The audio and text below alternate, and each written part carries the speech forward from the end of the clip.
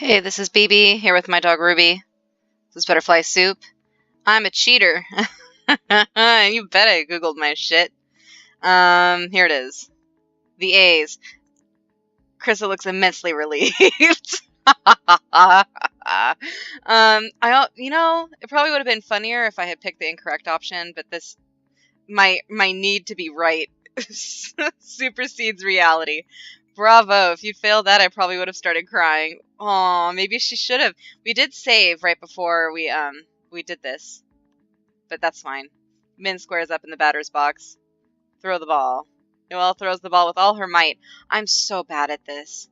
No matter how hard I throw, I just can't. It just goes like straight down. I don't know what to do. I don't know what I'm doing wrong either, because I've tried the whole point thing. I've tried the leading with your foot thing. I don't know. I just am bad at it. It plops back down on the grass, not even halfway to Min. Yeah, I feel you. The hell was that? That throw was so soft. Nobody ordered ice cream, Noelle. Get it together. Krista! Alright, I get it. I guess we'll count that as a ball. What? You didn't throw it through the strike zone. If you miss, it's a ball. If you throw 4 balls before the batter strikes out, the batter goes to first base for free. Where is the strike zone exactly? It starts at the midpoint between the top of the batter's shoulders and the top of their pants. Hey, it's Min. Full body shot. I think she might be the first person we've seen clearly from the full body. We've seen Akarsha and Dia walking, but it was from behind. I think. I like her ripped up pants. All right. Anyway, the bottom is a line at the hollow beneath the kneecap. What happens if you're wearing a skirt? Does it default to the nearest pair of pants you own? You have to be wearing proper uniform pants to play official games. Not in the olden days. There's rules about that. If we want to throw the game, but in a subtle way, all we have to do is pull up our pants really high. Up to our armpits. That's not subtle at all! Assuming we play this the regular way, don't short people just naturally have smaller batting zones? Since their bodies are smaller. Yeah, it takes more precision to strike them out. By the way, the measurements are based on the batter's stance, not while they're standing straight up. Knowing that, can't we just reduce the batting zone's volume to 0 by squatting down? That way, any pitch they throw becomes a ball. I don't know if there's a rule against that, but if you do anything too weird, it'll be considered poor sportsmanship. If it feels like the other people aren't playing fair, it won't be fun anymore. The umpire will probably stop you, too. Whenever something's not explicitly outlined in the rules, it's his call. Thanks for explaining sports to me, because I don't know anything. Okay, are we done explaining now? Can we play baseball? Sure, I think we covered all the bases. She's my favorite. Get it? Yes, be polite. Haha. She seems delighted that Noelle is laughing. See? Friendship. We had to make it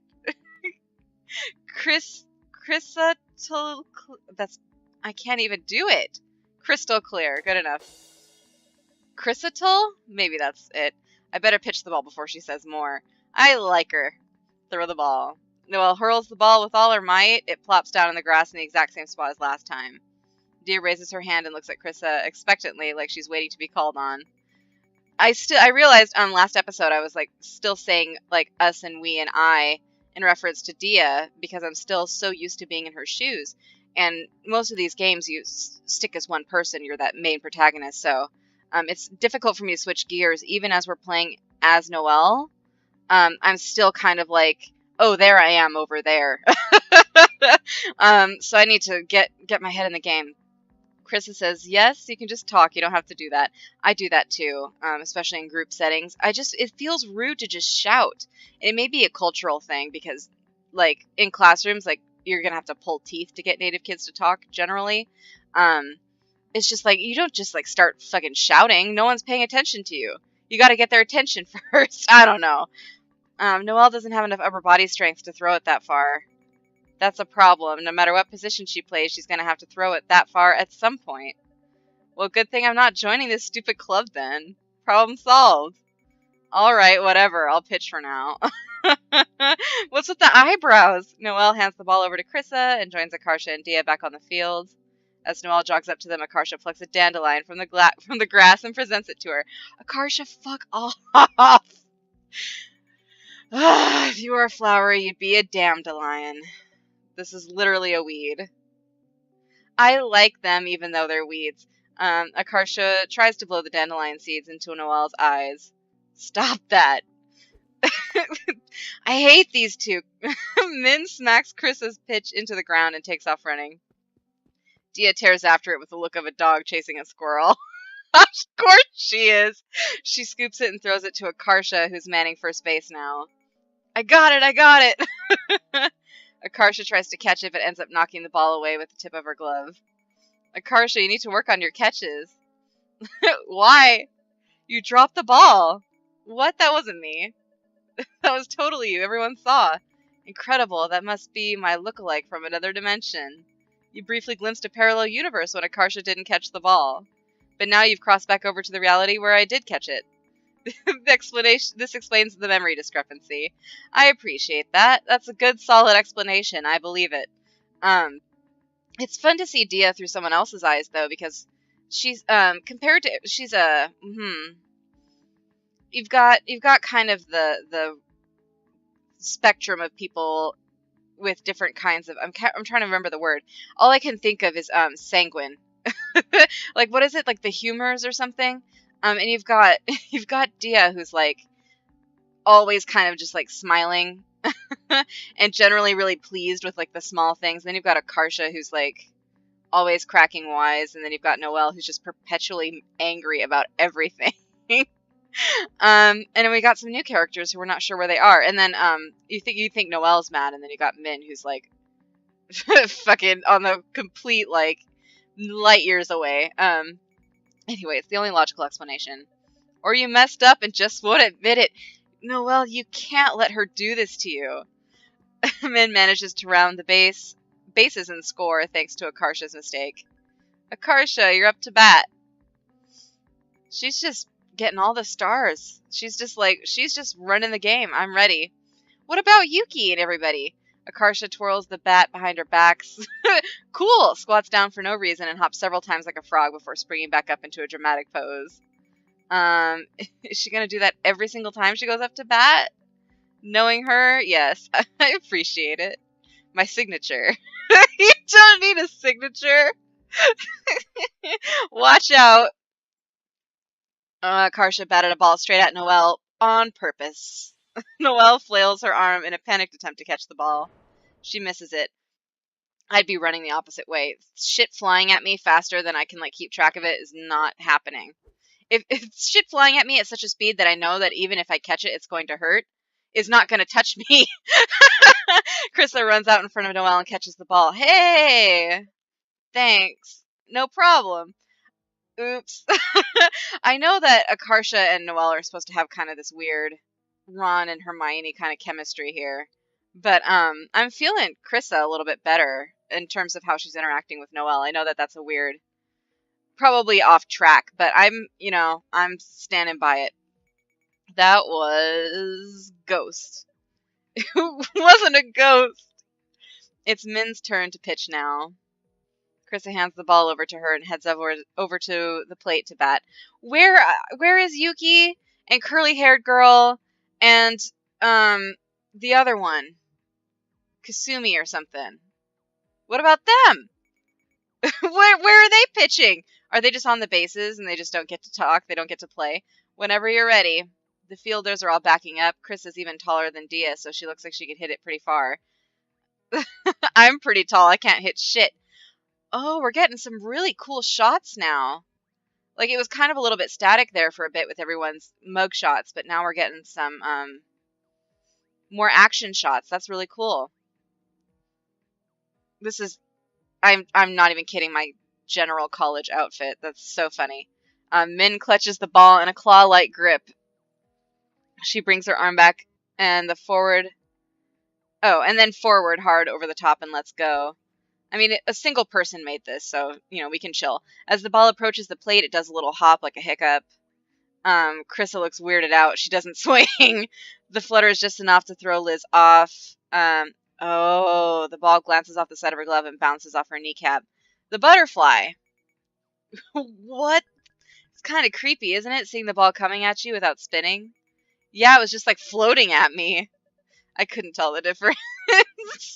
Whoa. Right, because they had that conversation about making a specific signature move that only the other one could combat, Min and Dia. I wonder if she was doing that on purpose. It looked normal to me. Liz returns the ball to Min. Yeah, how do you throw it without putting a spin on it? I can't even, because the releasing action puts the spin on it. Your wrist, going, snapping. It's like, how do you throw it without doing that, without, just, pushing it? I don't know. Weird.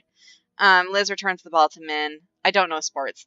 Min clutches it in the same messed up looking grip, rears up, and lets another pitch go. Oh, well, maybe that's why she's holding it weird. Krista misses it by a foot. It's a pitch you couldn't hit with a tennis racket. Liz has to twist into a weird angle to stop the ball in the dirt. A knuckleball, huh? What's that? It's a rare pitch thrown with nearly no spin, so its path is unpredictable. It seems like it would be the opposite, but I guess not. I don't know how, you develop kind of a muscle memory when you play sports of what certain things do what. And so to me, who knows nothing, I wouldn't be able to predict a ball's path anyway. There's Yuki, by the way. Oh, I get it. You're making this up as an excuse for why you missed. Because Akarsha set that precedent. I'm not making it up. It operates on the same principle as a float serve in volleyball. Or a knuckleball in soccer, if you know that. No, I don't. I don't know either of those. Okay, so when you pitch a ball normally, it spins like crazy, somewhere around 10 times on the way to the plate. What? Spin is what gives the ball stability as it moves. If you can learn to throw a ball with minimal spin, its instability will give it an unpredictable trajectory. It starts behaving like a chaotic system, like the weather. Is the weather chaotic? When I was a kid, I was obsessed with the fucking water cycle. I would not shut up about it. I'm still kind of obsessed with it. And that's great because a lot of sports mastery is just recognizing situations. Right? That's what I was just saying. Everyone says to keep your eye on the ball, but it's actually impossible to do that due to the limitations of human reaction. Yeah. Thanks, I feel less stupid. What good hitters actually do is anticipate the ball's flight path based on cues they recognize from being in similar situations before in the past. Okay. No, this is good. Thank you, Krissa. I mean, she's more or less saying what I was saying, but she's smarter about it. So, in other words, they don't see the ball, they just guess its trajectory. But they can't do that against a knuckleball. That's right, a knuckler's trajectory is drastically different each time it's pitched. So no matter how good you are, there's no way to reliably hit it. Isn't it more difficult, then, to get it within the strike zone? Thrown correctly, it moves so erratically that it's impossible to hit, except through sheer luck. I still can't tell if you're making this all up as an excuse for why you suck. Oh, okay, not Kasumi, Sakura, okay. No, it's real. But you couldn't catch it, so it's also a convenient excuse for you. And if it is real, then why doesn't everyone use it? It sounds practically game-breaking. Well, for one, knuckleball is one of the hardest pitches to throw in baseball. It's not, if not the hardest. Put a little too much spin on the ball or just throw it a little too fast and you're basically serving up a meaty practice pitch that'll get hit out of the park. And even at its best, a knuckler is a double-edged sword. Batters can't hit it, but that also means pitchers can't control it, and catchers can't catch it. When thrown right, even Min has no idea where it's going. They say throwing a knuckleball for a strike is like throwing a butterfly into a mailbox across the street. Okay, so I wasn't crazy. A lot of we're bringing back the butterfly motif, huh? I also noticed her shirt is Monarchs. Even in the big leagues, catchers hate it. And if I let it get past me, it could lead to the batter or a runner on a base advancing. This is so much terminology and jargon. With a knuckleballer pitching, the catcher has to focus so hard on stopping it that the runners on base will have an easier time stealing. It's a big pain. So basically, it's hard to throw right, it's hard to control even when you do throw it right, and it's punishing if you miss.